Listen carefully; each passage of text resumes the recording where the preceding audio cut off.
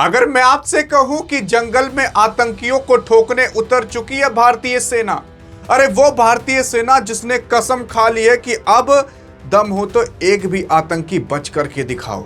जम्मू कश्मीर के अंदर आए केवल 1 से 2 दिनों के अंदर कहीं पर ड्रग्स तो कहीं पर पिस्तौल, कहीं पर AK-47, कहीं पर बारूद, कहीं पर आतंकी ठिकाने, तमाम चीजें पाई गई हैं और इंडियन आर्मी हाई अलर्ट पर है। सवाल ये उठता है कि इंडियन आर्मी जम्मू कश्मीर के अंदर कैसा ऑपरेशन चलाने जा रही है। सवाल ये उठता है कि आखिरकार आए दिन में क्या क्या होने वाला है। और आपने देखा होगा कि हाल फिलहाल POK के अंदर हिंदुस्तान जिंदाबाद और हिंदुस्तान को लेकर के जो नारे लगाए गए हैं वो सुन करके अभी आपके होश उड़ जाएंगे। आप खुद कहोगे कि भारत देश के अंदर इतना सब कुछ हो रहा है लेकिन हमको कानों कान खबर तक नहीं पहुंची। अरे खबर पहुंचेगी भी कैसे जब मीडिया वाले चटर पटर दिखाने से बाज आएंगे तब ना, क्योंकि उनको इंडियन आर्मी से क्या लेना देना, क्योंकि उस पर लोग इंटरेस्ट नहीं दिखाते। आज आइए हम भारत देश के लिए, अपने इंडियन आर्मी के लिए इस पूरे वीडियो के अंदर देखते हैं कि इंडियन आर्मी ने क्या क्या किया है। देखो यार, सबसे पहली चीज मैं आपको बता देना चाहता हूं, कहीं और नहीं बल्कि भारत के ही जम्मू कश्मीर के अंदर जो कठुआ नाम की एक ठो जगह है, वहां पर भारत पाकिस्तान की सीमा के पास मिला संदिग्ध ड्रोन, पुलिस ने किया जब्त तुरंत। अब देखो, संदिग्ध ड्रोन का मतलब क्या होता है? ऐसा ड्रोन जिसके बारे में कोई ना जानता हो। ये जो ड्रोन होते हैं यही है वो ड्रोन। ये ड्रोन होते हैं, इसको कंट्रोल आप कई किलोमीटर दूर से कर सकते हो, आप बॉर्डर के उस पार से कंट्रोल कर सकते हो। ऐसे ड्रोन में आप बारूद भी भर सकते हो, ऐसे ड्रोन में आप कैमरे भी लगा सकते हो। अब पाकिस्तान वाले करते क्या है, इसी तरीके के कई सारे ड्रोन अपने देश के अंदर उन लोगों ने बना करके रखा है, लेकिन उसी के साथ साथ वो लोग ऐसे आए दिन ड्रोन भारत के अंदर छोड़ते रहते हैं, लेकिन उस ड्रोन के अंदर बारूद या कोई चीज रहता नहीं, बस एक छोटा सा कैमरा रहता है। और ये जो ड्रोन होता है, उस कैमरे के माध्यम से जो ड्रोन में लगा हुआ है, इससे ये लोग पूरी लोकेशन देख लेते हैं ऊपर से कि आखिरकार इंडियन आर्मी कहाँ कहाँ पर है। और ये सारी लोकेशन उन लोगों को पता चल जाती है कि इंडियन आर्मी अभी पूरी तरीके से हाई अलर्ट पर है कि नहीं, यहाँ पर कितने लोग हैं कि नहीं, और अगर किसी को भेजना हो तो यहाँ से भेजा जा सकता है कि नहीं। कुछ आतंकियों को भेजना हो या ड्रग्स भेजना हो या AK-47 या गोला बारूद भेजना हो तो यहाँ से भेजा जा सकता है कि नहीं। तो ये सारी चीजें जांच पड़ताल इस तरीके से पाकिस्तान आए दिन भारत के अंदर ड्रोन छोड़ता रहता है। इस बार इंडियन आर्मी, वहां की पुलिस ने इस ड्रोन को पकड़ लिया। और पकड़ा कहां पर है? कठुआ नाम की जगह है, भारत पाकिस्तान के बॉर्डर के पास। भारत पाकिस्तान सीमा के पास संदिग्ध ड्रोन मिला। अस्थायी लोगों ने सूचना पर पहुंची SOG टीम से इसे जब्त कर लिया और इलाके में तलाशी अभियान अभी जारी है। और ये खबर मैं नहीं बल्कि आज तक ने खुद डाली है। लेकिन अब ये तो छोटी सी बात है कि ड्रोन पकड़ा गया, अरे इससे भी बहुत बड़ी बड़ी चीजें हो चुकी हैं। सुनिए तो सही यार, देखो India.com ने खुद बताया है कि हाल फिलहाल जो जम्मू कश्मीर के अंदर पुंज नाम की जगह है, वहां पर आतंकी ठिकाने पर बड़ी कार्रवाई की गई है। हथियार का जखीरा बरामद किया गया और हड़कंप वहां पर मच चुका है। ये जो आप फोटो देख रहे हो ना, यहाँ पर गोला बारूद, हथियार और IED और ऐसी कई सारी चीजें जो ब्लास्ट कर सकती हैं, वो सारी चीजें इंडियन आर्मी ने यहां से बरामद की है। मैं आपको बताऊं क्या क्या बरामद किया है, सुनिए। जम्मू कश्मीर के अंदर जो पुंज नाम की जगह है, वहां पर सुरक्षा बलों ने आतंकी ठिकाने को ध्वस्त कर दिया। कई सारी जो IED होती है जो ब्लास्ट करती हैं, AK-47 और गोलियां और अन्य सामान बरामद किए हैं। अन्य सामान का मतलब आप समझ सकते हो कि और भी यहाँ पर गोला बारूद, हथियार, हैंड ग्रेनेड और बाकी तमाम चीजें होंगी जिसे इंडियन आर्मी ने जब्त किया है। और ये पुंज नाम की जगह भारत के ही जम्मू कश्मीर के अंदर है। यानी कि आप खुद सोच कर देख लो कि पहाड़ के अंदर गुफा में इस तरीके से अगर गोला बारूद कोई हथियार रख रहा है तो वो देश की सुरक्षा के लिए तो रखा नहीं होगा, देश के विनाश के लिए ही रखा होगा, आतंक मचाने के लिए रखा होगा। और इंडियन आर्मी ने ये सब कुछ ढूंढ करके निकाल दिया। यार याद करिए आप 1 महीने पहले का वीडियो अगर आपने देखा होगा तो, क्योंकि लाखों लोगों ने उसे देखा था। आप कह रहे थे कि सर आपने तो कह दिया कि अभी 2 आतंकी मारे गए हैं और आतंकी अभी जम्मू कश्मीर के अंदर छिपे होंगे और ठिकाने होंगे। आप ये किस बेस पर कह सकते हो? आज आप देखिए वही ठिकाना ध्वस्त किया गया है और यहाँ पर आतंकी थे जो भाग गए। मतलब वो आतंकी अभी कहीं होंगे बाद में पकड़े जाएंगे, बाद में मारे जाएंगे। और आप ये ध्यान रखे रहिए, जम्मू कश्मीर के अंदर काफ़ी ज़्यादा आतंकी घुस चुके हैं, क्योंकि आतंकी होते हैं भेड़िए, और ये ना झुंड में नहीं आते। मतलब पहले शुरुआत में तो झुंड में आएंगे, फिर इसी एक झुंड में से छोटा सा झुंड इधर, छोटा सा झुंड इधर, छोटा सा झुंड इधर, क्योंकि इनको पता रहता है कि अगर हम एक साथ झुंड में रहे और इंडियन आर्मी को भनक भी लग गई तो मारेंगे, कचर के लिदिया निकाल लेंगे। तो इसलिए ये लोग 4-5 करके, 4-5 करके, 4-5 करके ऐसे 10 अलग अलग ठिकाने, 10 अलग अलग जिले में फैले रहते हैं, ताकि अगर इन लोगों को कभी कुछ करना रहे तो एक अटैक वहाँ हो, एक अटैक यहाँ, एक अटैक वहाँ। अब सोच कर देख लीजिए कि जो इंडियन आर्मी है वो कितनी तगड़ी है कि इतने सारे आतंकी होने के बावजूद भी जम्मू कश्मीर में क्या आपको कहीं सुनाई दे रहा है?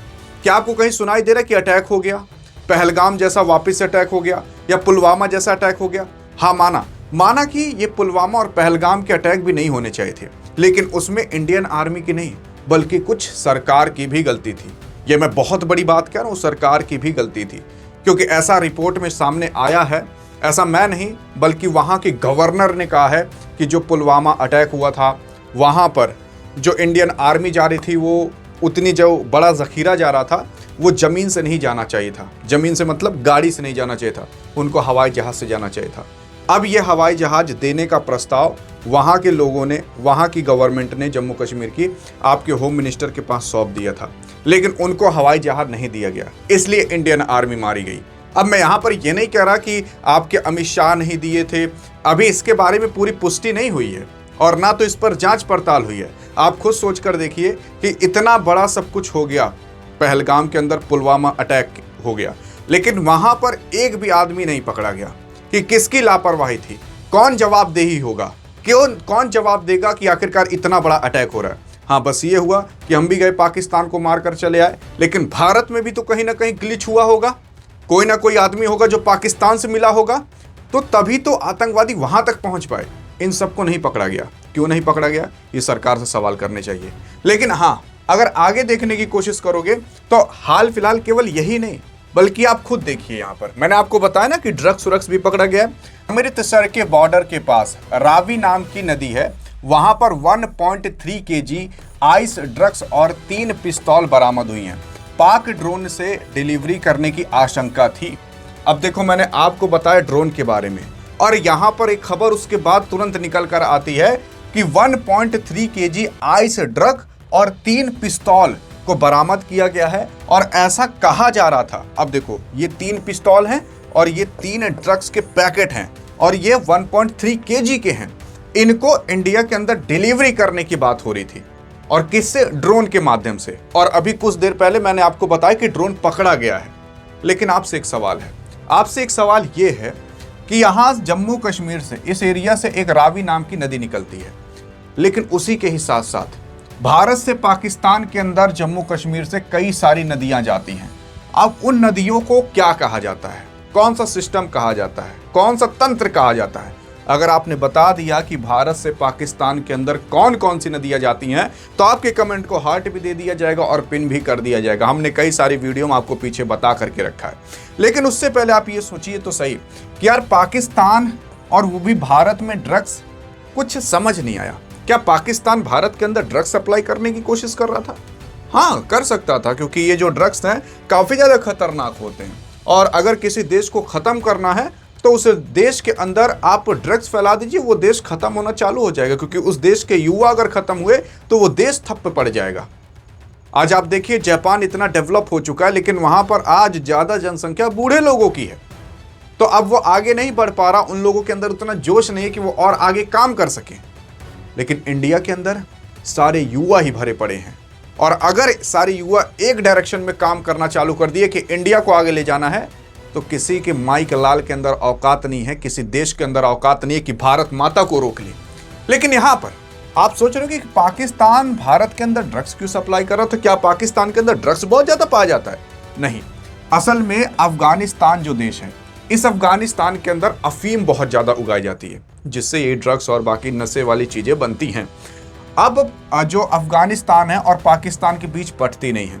जैसे आपने देखा कि पाकिस्तान भारत के अंदर ड्रग्स सप्लाई करने की कोशिश कर रहा था, कुछ पिस्तौल सप्लाई करने की कोशिश कर रहा था, वैसे ही जो अफगानिस्तान है वो भी ब्लैक मार्केट करके पाकिस्तान के अंदर काफी ज्यादा अफीम, काफी ज्यादा ड्रग्स और बाकी नशीली चीजें प्रोवाइड कराता है। हाँ, इन दोनों के बीच दुश्मनी है, लेकिन ब्लैक मार्केट से इधर उधर करके यहां पर आ जाता है। और पाकिस्तान भी इन सब चीजों से ऊब चुका है। वो भी सोच रहा है कि यार हमारे देश में अगर इतना ड्रग्स आया तो दिक्कत की बात है। तो कुछ समय पहले पाकिस्तान ने यहां बांग्लादेश के साथ सीमा समझौता कर लिया था। अब सोचो, पाकिस्तान और बांग्लादेश का सीमा मिलता नहीं है, लेकिन तब भी इन लोगों ने सीमा समझौता कर लिया। अब पता नहीं किस बेस पर कर लिया, लेकिन यहां पर अब कहा जा रहा है कि पाकिस्तान ड्रग्स सप्लाई करेगा बांग्लादेश को, और बांग्लादेश यहां से ड्रग्स सप्लाई कर देगा इधर और बाकी जो एशियन वाली कंट्री हैं। अब सोच कर देखिए, ये सही है कि गलत? अरे बिल्कुल गलत है। मतलब जो अफगानिस्तान से ड्रग्स आता था पाकिस्तान में, वो सप्लाई हो जाएगा बांग्लादेश में, और बांग्लादेश से और उन सब देशों में हो जाएगा। और जब ये भारत को खबर लगी तो आपने देखा कि जैसे ही बीजेपी ने इलेक्शन यहां पर जीता वेस्ट बंगाल के अंदर, तुरंत ही बांग्लादेश के बॉर्डर पर तुरंत बॉर्डर यानी फेंसिंग होना चालू हो गई।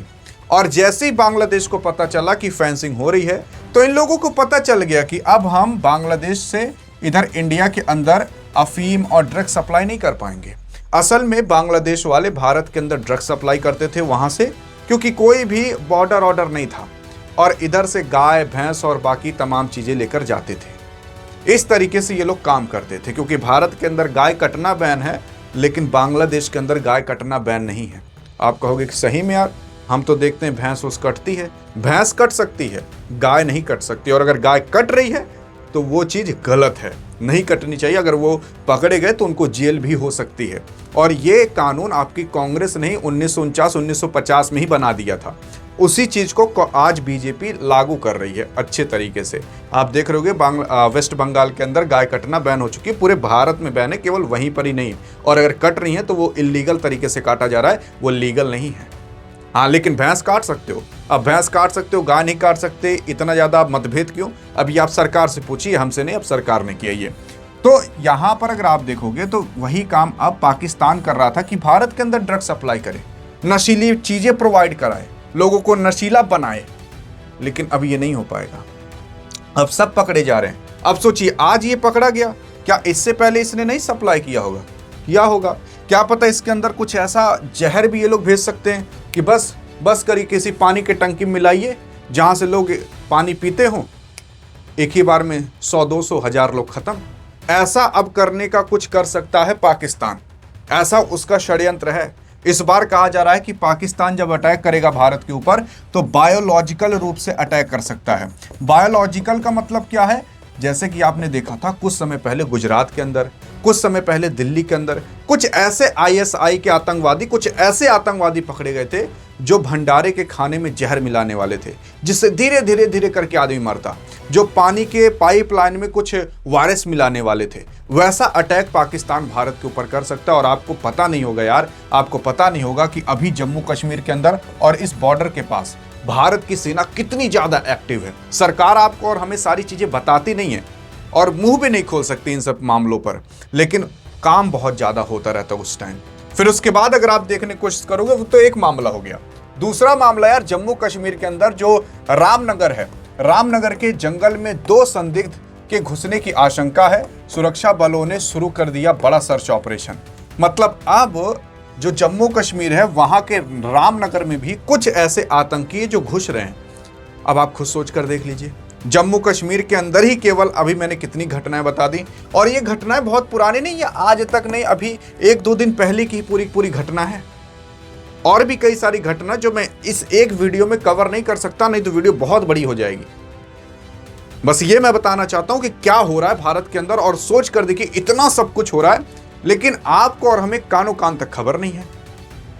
और बल्कि भारत माता की जय 15 अगस्त को खूब करेंगे, लेकिन देश के बारे में कुछ नहीं पता। अरे पता कैसे रहेगा जब ये न्यूज़ मीडिया वाले कुछ सच्ची खबर देंगे, तभी तो पता रहेगा। इनको चटर पटर से ही नहीं फुर्सत मिलेगी।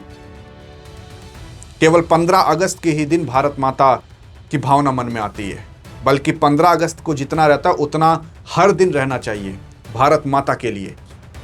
बाकी आप भारत माता के लिए और इंडियन आर्मी के लिए एक सल्यूट ठोकोगे कि नहीं, देखते हैं आज आपके अंदर कितना जिगरा है। मिलते हैं इस वीडियो में, तब तक के लिए जय हिंद जय भारत।